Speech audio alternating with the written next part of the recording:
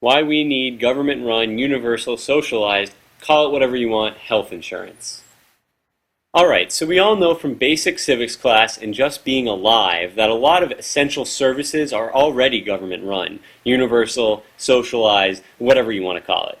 Think water treatment, police, fire, postal service, Coast Guard, all those things you know are going to be there for you every single day without even thinking about them.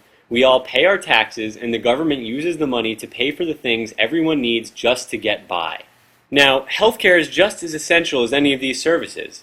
Sure, a few of us may be lucky enough to make it through our whole lives without some kind of medical problem, but the rest of us depend on healthcare at some point during our lives just to get by. Besides its essentialness, there's another reason health insurance is just like those other government-run, universal, socialized, whatever you want to call them services. That's this. Very, very, very few people can afford to pay, all on their own, the cost of healthcare when disaster strikes and they or someone they love gets really, really, really sick. So we all need insurance, which basically means we need to pool our money together enough so that when any one of us gets really, really, really sick, there's enough money in the pool to pay for that person to get better. That's insurance. But who should we choose to manage the pool of our money and dole out the money to the people who need it? Well, private insurance companies are the ones who do it right now. But there's a problem. On average, these companies take out 10 to 20 cents out of every dollar we put in the pool. Some of that 10 to 20 cents they spend on administrative costs, processing paperwork and paying for ads to get more people to sign up. But some they use for things that aren't even remotely connected to caring for people's health, like paying for political campaigns to fight against health insurance reform, for example. Of course, some of the money they just take out as pure profit. Who gets the profit? Investors, generally wealthier people who have money to invest. Now, insurance companies are ultimately responsible, accountable to their investors.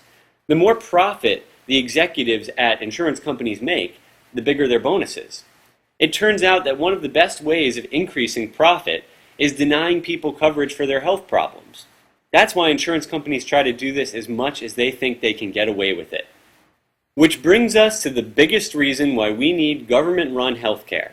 Profit wouldn't be part of the equation. That means the government would spend more of our insurance pool on actually caring for people's health. Probably much more. The Medicare program, for example, a real live model of government-run health insurance, only takes 2 or 3 cents out of every dollar in the pool for administrative costs. They take 0 cents out for profit. That means more money goes to actually curing sick people. Some people seem to think that government health insurance could never be as efficient as private free market insurance. I'm not sure why they think so. The government certainly runs lots of other essential services really well. Police, fire, water treatment, all those services I talked about before.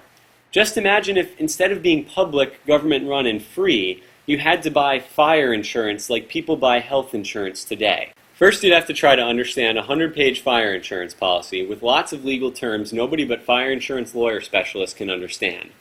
Then either you or your employer would have to pay the insurance company with money from your paycheck to join the plan. Then, of course, 10 to 20 cents out of every dollar you gave the company would go to administration and profit instead of hoses and other tools. And what if there were a fire? You'd have to call around and make sure you found a fire station that was in your insurance company's preferred provider network. Then the fire trucks would come and put out the fire, but wait, that's not the end of the story. It may turn out that the small print fire insurance legal language in your policy says that the particular type of fire in your house wasn't covered by your insurance plan. Or maybe you had a pre-existing fire burning in your backyard barbecue, so the insurance company won't pay the firemen. Now you owe the firemen hundreds of thousands of dollars. You'd mortgage your house to pay them back, but it's not worth much because it was so badly burned in the fire. It turns out that fire insurance is just fine the way it is. Free for everyone, paid for by our tax dollars with nobody skimming profit off the top. And that's the way health insurance should be too.